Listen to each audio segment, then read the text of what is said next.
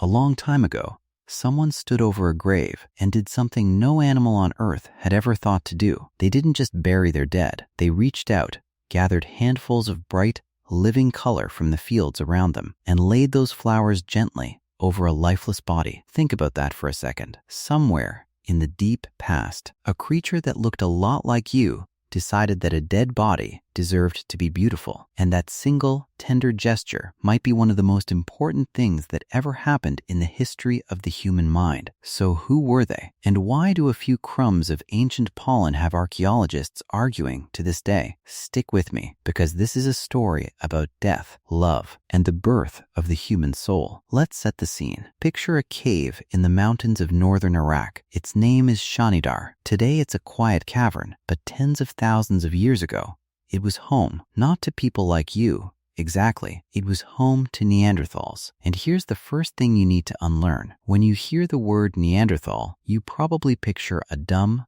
hunched, grunting brute, a caveman in the worst sense of the word. Forget that image. It's wrong. It's a cartoon invented over a century ago, and it has been dead wrong for decades. Neanderthals had brains as big as ours, sometimes bigger. They made tools. They controlled fire. They hunted enormous, dangerous animals in coordinated groups. They cared for their sick and they're injured. And in that cave in Iraq, we found something that suggested they might have done something even more astonishing. We found what looked like a funeral with flowers. The discovery came in the late 1950s and 1960s when an archaeologist named Ralph Solecki was excavating Shannidar Cave. Over several seasons, his team uncovered the remains of at least 10 Neanderthal individuals. Men, women, children. Some had clearly died in rockfalls, crushed by the collapsing ceiling of their own home. But one skeleton stood out. The researchers labeled him Shannidar 4. The scientists called him,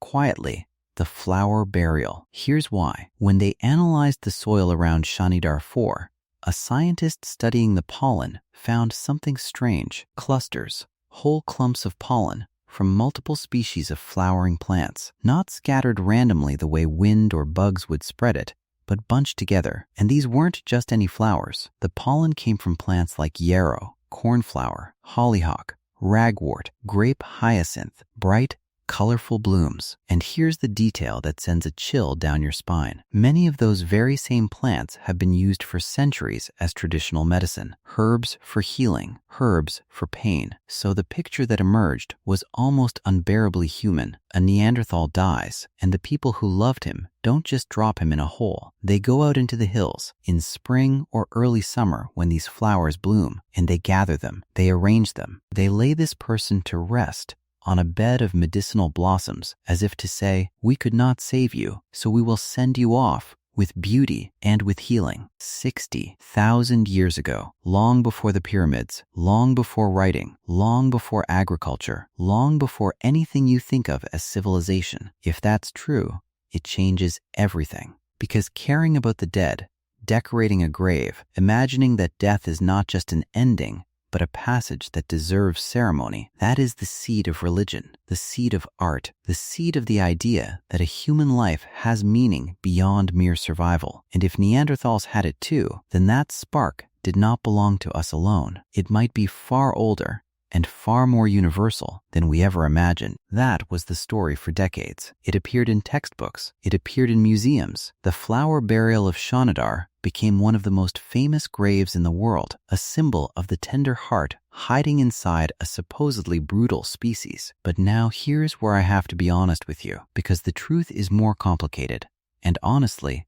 more interesting. Not everyone was convinced. Some scientists looked at that pollen and asked a very awkward question. What if the flowers didn't get there because of grieving Neanderthals? What if they got there because of a rodent? There is a creature that lives in that region called the Persian gerd. It's a small, burrowing gerbil-like animal. And these animals do something inconvenient for a beautiful story. They dig tunnels. They store food. They drag seeds and flower heads down into their burrows to eat later. And their nests and their little hoarded piles can end up right next to buried bones, mixing modern flower pollen into ancient soil. Researchers even found burrows and the remains of these rodents in the very layers of Shannidar Cave. So suddenly, the flower burial has a rival explanation. Maybe there was no funeral. Maybe there was no grieving family gathering yarrow in the hills. Maybe a gerbil just stashed some flowers next to a skeleton tens of thousands of years later, and we projected our own longing for meaning onto a pile of dirt. That's the skeptic's case,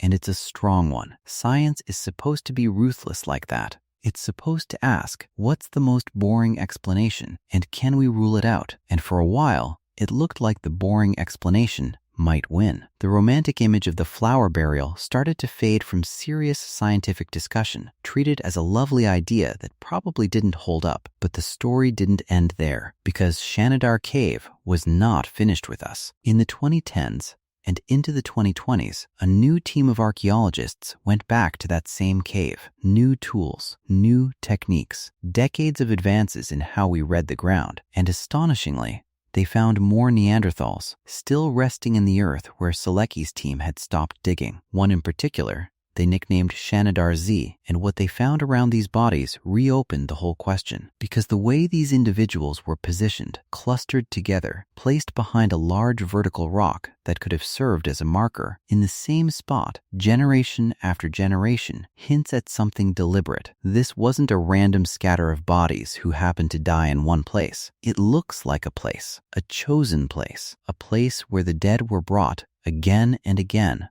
on purpose. And if you're returning to the same spot to lay your dead, if you have a place for the dead at all, then you are doing something profoundly, recognizably human. The flowers themselves may stay debated forever. We may never know for certain whether a Neanderthal hand gathered those blossoms or a rodent did. But the deeper question, did these people care about their dead? Did they treat death as something more than garbage disposal? That question is very much alive, and the evidence is leaning more and more toward yes. And think about what that means for you, because Neanderthals are not some failed side branch, some evolutionary dead end that has nothing to do with us. They're family. Their genes are inside you right now. If your ancestry traces outside of Africa, roughly 1 to 2% of your DNA is Neanderthal. They interbred with our ancestors. Their blood runs in modern veins. So when we ask whether they buried their dead with tenderness, we're not asking about strangers. We're asking about us. So here's where that leaves us. The first person who was buried with flowers